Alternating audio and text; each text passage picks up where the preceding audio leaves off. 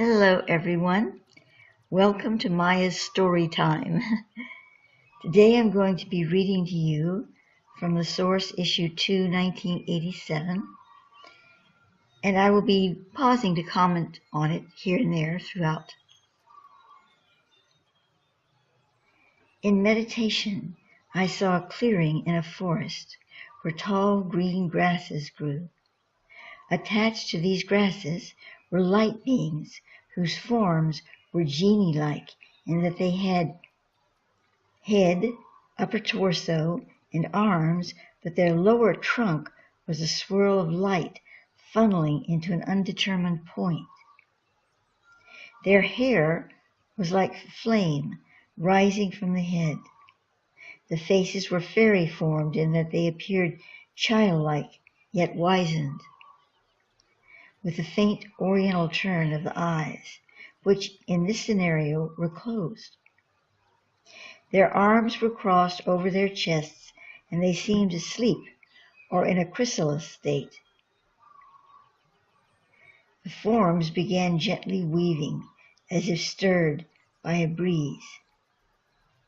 This motion slowly increased until they were actually spinning in an easy motion, still attached to the grasses. The next night, in that twilight between sleep and waking, I saw beings of the same type again. However, this time they were golden and quite awake. There were thousands of them, their arms out before them, hair or flames streaking as they formed a giant wave of golden light. I saw the earth beneath them as they rushed over its surface. Their mouths were open and they emitted a singing that was one tone in harmony, one vibrant sound that filled me with expectation. Still another day, I was outside meditating with my crystals, allowing the sun and sky to merge within me and fill the empty spaces. In my mind's eye, the beings revealed themselves to me once again. There were several around me. The time had come for them to identify themselves. They did not speak, but communed nonetheless. I was told by them that they were what was known by the Native Americans as Kachinas. They explained that the term Kachina, as applied by the ancient races of America, encompassed two form types of being. One were the people from other worlds of a high spiritual energy, the ultra-terrestrials. But the majority of Kachina contact made through the ages with shamans had been their kind, who, they told me, were the highest of Devic cosmorphic beings on the earth. I knew Devas were nature spirits of all types, and that the cosmorphic meant the angelic counterpart in the nature kingdom. Yet the Kachinas are apparently the most advanced of these cosmorphic forms. The Kachina have specific functions at this time, being to awaken latent earth energy sources, areas clogged by physical, mental, and spiritual abuse, and to begin regeneration of the ancient calendars or time frames from which we, as a planetary whole, have become separated. Now, I'm going to pause here and say, remember, this was 1987 in the Stone Age. And there wasn't all the talk about alternate timelines and all these things. But this is basically what they're talking about, is bringing and healing the timelines and bringing them into a cohesive element.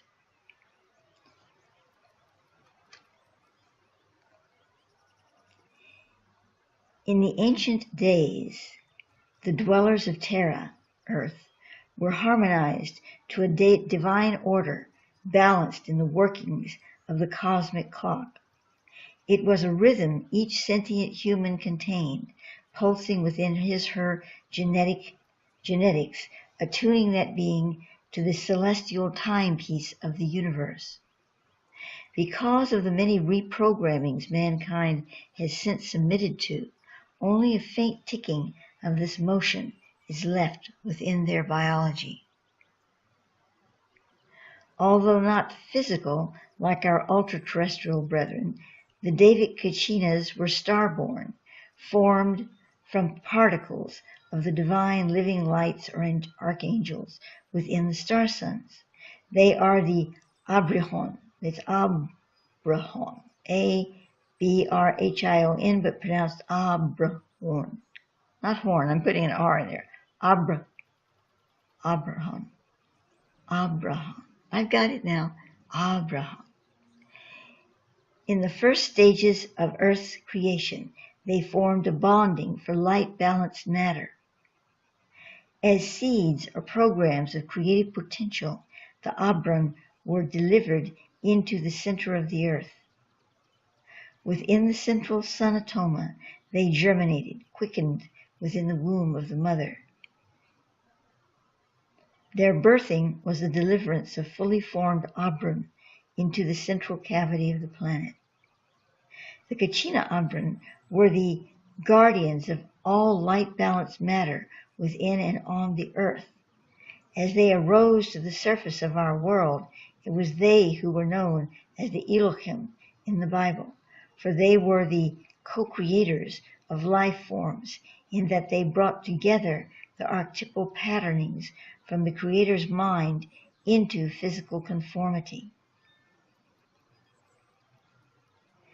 As ages passed and mankind populated the planet, the Kachinas were forced to withdraw from the surface of the earth, maintaining themselves within the more illuminated interior world, which they share with the Central Earth tribes. However, even within the sacred hollow, there is only need for a few of the Abram to be active, as without the dynamics of a complete world, the Abram cannot serve their purpose of sustaining the light dynamics of the sphere. Thus, most of the Abram are in a chrysalis state, as I saw them, in small colonies within the forest lands set aside for them within the inner earth. Let's just pause for a moment and take that in. Now, if one chooses to believe this, which I would really like to do, you can feel and have a sense of where our being arises from that sleepy time. You know, when you get in bed and it's a good night and you can kind of curl up and get cozy and you feel the presence of that dreamy self coming in. That's when you connect to a lot of things, of course, but you're connecting to this realm of kind of transcendental sleepiness of the Creator consciousness of the earth that's reflected in these Abram or Kachinas, if we want to call them that. The Kachina Abram who visited me in my crystal meditation told me that in my second vision I had foreseen the future, when they would create a rushing of light as their radiant forms swept across the earth, changing the frequency of all matter-bonded substance to the radiation of the Creator's light. This would be enacted when the world reached LP 40, Light Principle 40, something I have known about for several years, that moment when this planet quantum leaps into another dimension, taking with it those who open their heart chakras to the sounding. I had heard this great and moving harmony in my meditations before, but as the Kachinas communed with me, I realized it was they who would be issuing the sacred clarion. When the culture holders reactivated the Davic centers on their dream pathing, this is something I wrote about in issues 3 and 4, 87, they prepared the way for the awakening of the Kachinas. Only a few at this time are awakened, but more will follow in select groups or matas. Each mata contains Abram of the same patterning. Apparently, there are many different pattern groups, each conforming to a specific doctrine of signature or creation bonding. There are matas that work with the archetypes of the air, others that work with the sea natures, and still others that weave the star radiations into the heart of the planet. There is a mata that serves only cetaceans, another that works with the tectonic plates of the earth. There are other devas, both the higher cosmorphos and the lesser spiriti, that work under them, but they are the zenith or utmost spiritual guardians of the nature realm. Now that the Kachinas are being awakened, they will begin to reform the nature veil or etheric imprint of nature about the planet that has been so torn and mutilated. I do not see this all happening overnight, nor is it occurring slowly. There is a definite urgency to accomplish among them. Well, of course, in hindsight, now in 2017, looking back to 1987, we can see that urgency even more present in our experience with the whole global warming and everything. It's just, coming crashing down upon us. You would say, well, then they guess they didn't do much in those days. But, we are cut off generally from most of our sensitivity. And so we don't know what's going on underneath the currents. And according to what I receive, a lot has been accomplished since 1987 by these beings, by other beings, with the whole panorama of experience of planet Earth. It seems like everything is just falling apart, and it is. But as I've said before in other videos, it's falling apart for a purpose, so that it can realign in the right direction, instead of falling apart for just utter decimation and decay. And so we have these beings, such as the Kachina, that are working to make sure our falling apart is about a cleansing reconstruction.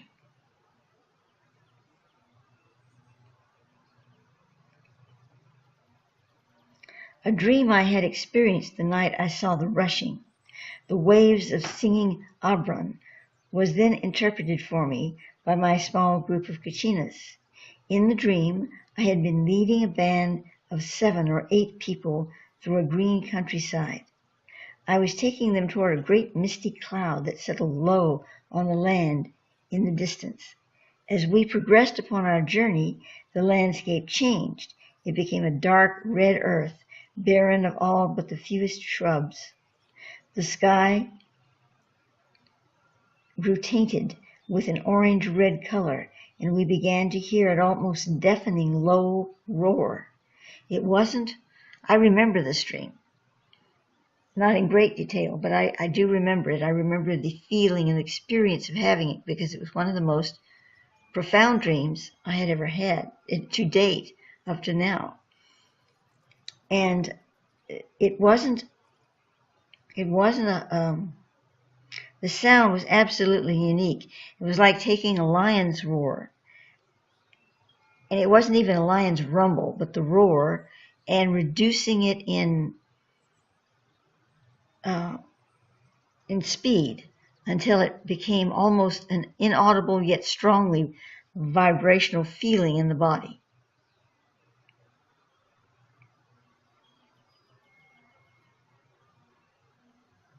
As we entered the misty cloud, the land which we were traversing began to wind upward, with only a narrow path to guide us.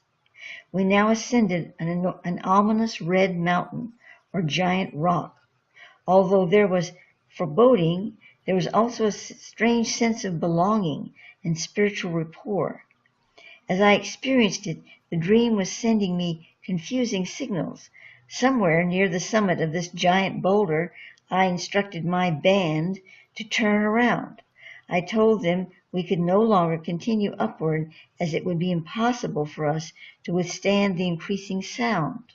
We must retreat and prepare further for this mission before returning. Thus we headed back down the Martian-like mound with some difficulty. The Kachinas told me that I had been seeing into the future, when the dimensions of the world began to shift, and as in the past, various interdimensional portals would begin to open wide, as they did in the time of Avalon, only in the future age this will occur to a greater extreme. The sound we heard was not demonic, but merely the inrush of vibration as these dimensions separated their bonding. The location was Australia, and it was Uluru, or Ayers Rock, we were attempting to ascend. This is where the Christ Ka ascended from the planet in 1986. Now, this is referring to another transmission, of course, and it was stated to me that the Christ Ka, I guess etheric double or energy veil of Yeshua, had stayed with the earth inside, I guess, the etheric version, maybe the Temple of the Morning Star version of the Great Pyramid, which is the Temple of the Risen One, until 1986. Now, Yeshua ascended, and the Christic version of his beingness was on, in Rigel, and all of that was going on. But there was this Ka, exactly, I'm not sure what that was staying within the pyramid. Now, it's interesting because when I wrote this, those many years ago, when I received this, those many years ago, I did not know what I've received only in the last few years about the soul of Osiris still being within the Great Pyramid and holding that presence there. And Osiris is the other soul of Yeshua. The two souls together, the pure soul, we shall call it, and the Osirian soul, formed the vehicle for the Christ beingness in the Master Jesus. Long story, but I just find it very interesting that I was writing about this here, and I did not, bring it to mind when I more recently wrote about the Osiris soul going through a similar thing, only that soul is not leaving until we leave, or until that point is reached on the planet where the whole thing just starts taking off like a rocket, that point. Uluru will be one of the main locations where a hole will exist between dimensions through which many embodied souls will seek to pass, leaving behind the dissolution of the one world, the decaying past. They'll leave that and move into the new heaven and earth. Well, that's interesting because so much I've received as of late has to do with Uluru being exactly that, this kind of portal for all these different things going on. Of course, we have many portals, but that seems to be an especially viable one on the planet at this time.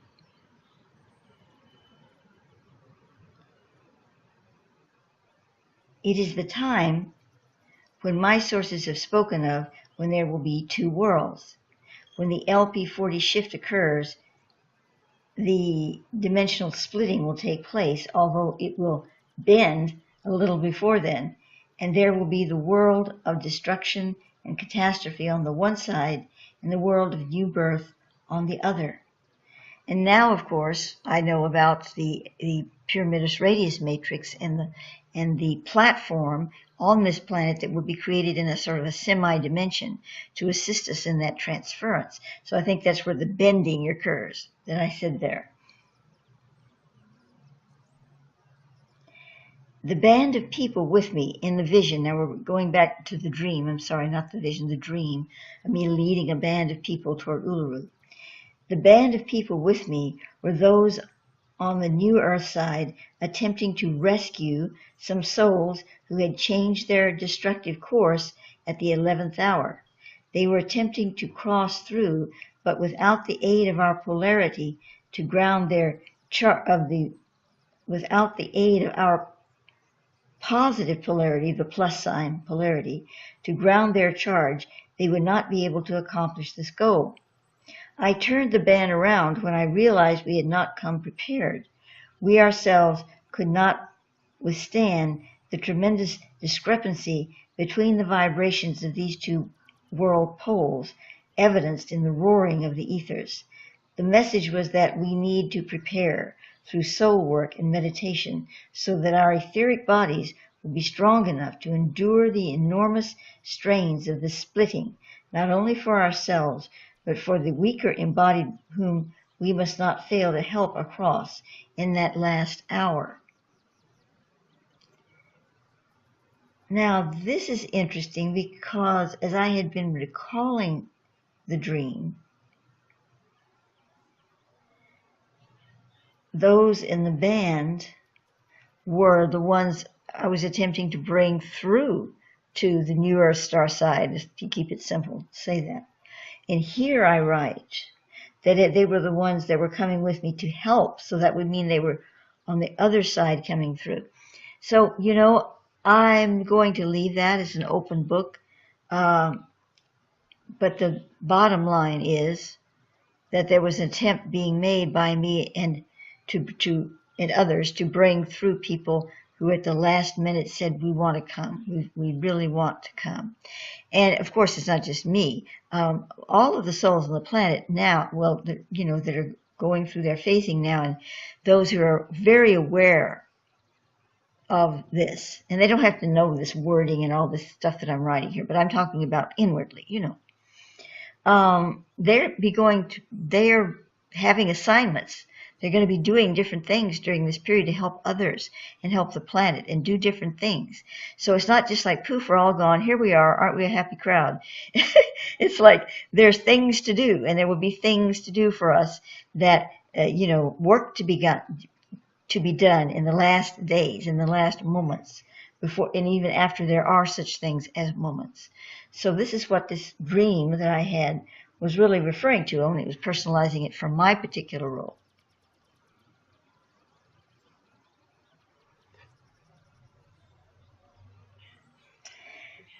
And so, let us see if there's more to read here. Yes, there is. I was just kind of surveying it all. When the Dream Pathers ritually walked the planet this past year, they touched the moon fragments buried beneath all the great ancient structures, the Great Pyramid of Giza, Stonehenge, Machu Picchu, Gateway of the Sun, etc.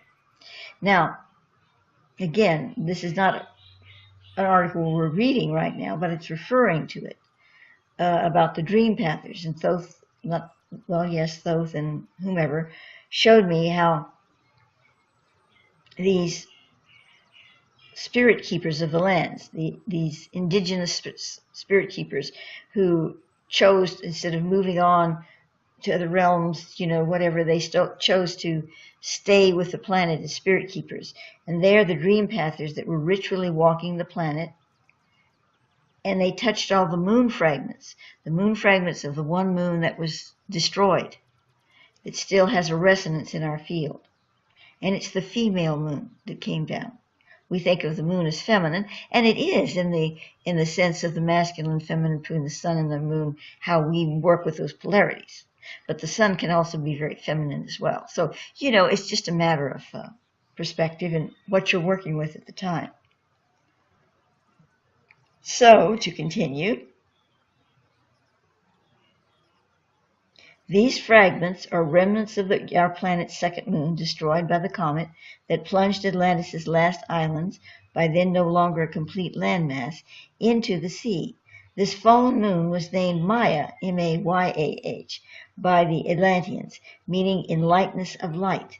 Our remaining moon was Obregon, meaning desert sun, having been deserted by its twin flame. I don't know, that's our English words there, desert, deserted. It might really mean deserted sun and not desert sun. Maya was the feminine charge, with Obregon carrying the masculine pole. With the Earth's feminine charge short-circuited, the masculine ray became even more dominant on the Earth. The masculine ray controls the cosmic activity, the stellar dynamics in the Earth, and the mental plane of mankind that causes them to strive for the stars via technology. Without the masculine mind, the Earth and its inhabitants could not produce in a dynamic consciousness. They would become stagnant dreamers, never able to realize their visions. The feminine charge, on the other hand, projects and nurtures the nature kingdom. It is the song of the mother, resonant and pure, that calls into the heart of every living thing This feminine aspect opens the emotional plane to mankind, bringing to each sentient soul the knowledge of love and belonging. While the earth itself contains each of these charges within it, the two moons acted as diodes, balancing and sustaining the pulsing between these opposites.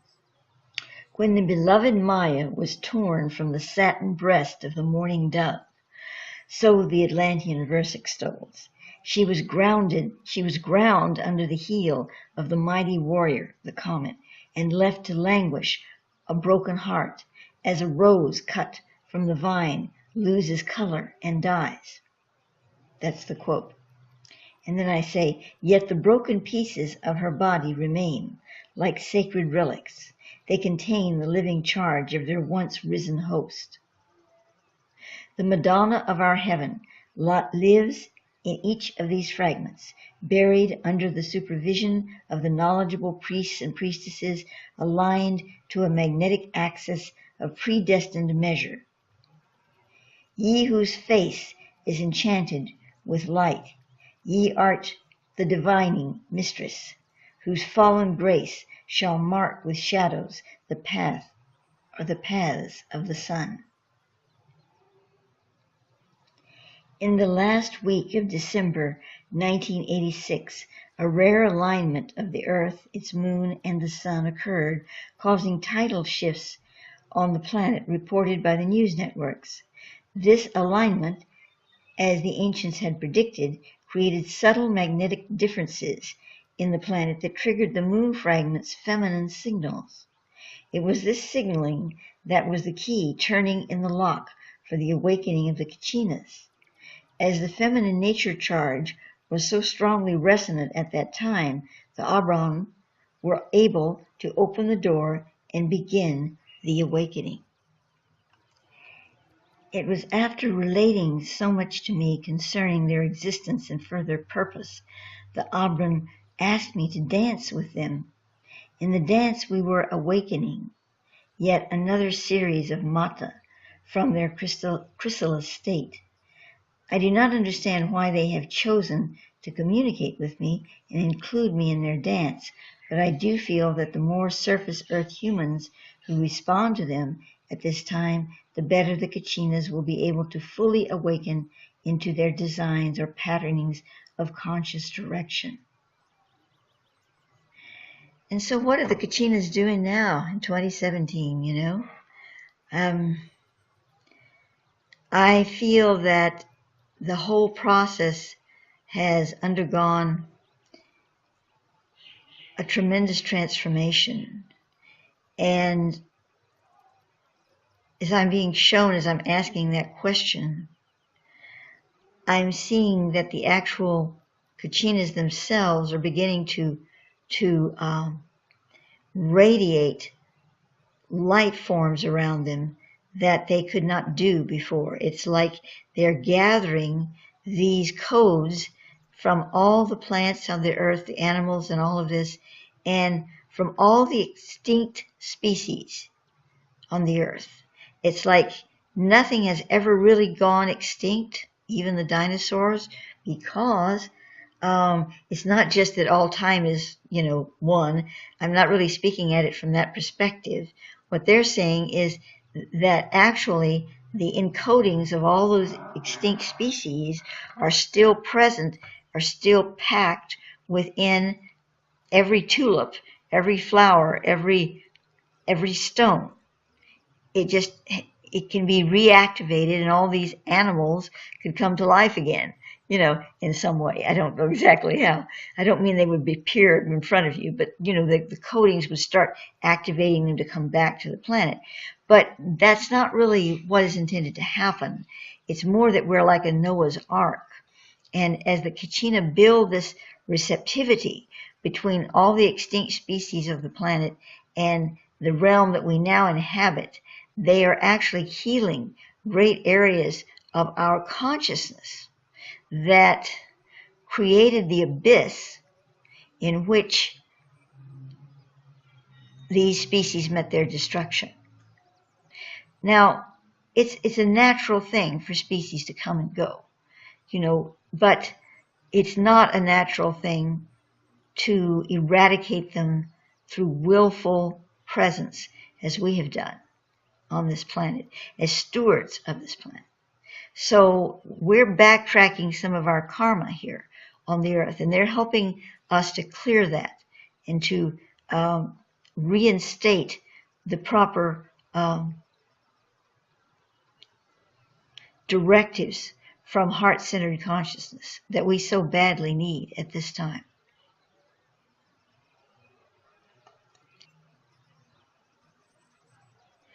So this concludes our reading and commentary for the day.